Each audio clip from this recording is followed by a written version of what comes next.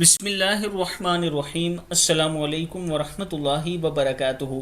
عابد راجہ channel کی طرف سے آج میں اپنے دوستوں کو رسول اللہ صلی اللہ علیہ وآلہ وسلم کا ایک بہت ہی پیارا فرمان سناؤں گا۔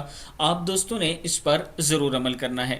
بے پناہ اجر و ثواب والے کلمات رسول اللہ صلی اللہ علیہ وآلہ وسلم نے ارشاد فرمایا، جو شخص دن میں 100 مرتبہ یہ پڑھے گا، لا الہ الا اللہ وحدہ لا شریک لہ لہ الملک ولہ الحمد وہو علی کل شیء قدیر، اسے 10 غلام آزاد کرنے جتنا ثواب ملتا ہے، 100 نیکیاں لکھی جاتی ہیں، 100 گناہ مٹا دیے جاتے ہیں، اور وہ دن بھر شیطان سے محفوظ رہتا ہے۔ صحیح بخاری کی حدیث ہے۔ 100 مرتبہ اگر آپ یہ کلمات پڑھتے ہیں، لا الہ الا اللہ وحدہ لا شریک لہ لہ الملک ولہ الحمد وہو علی کل شیء قدیر، صدق اللہ العظیم۔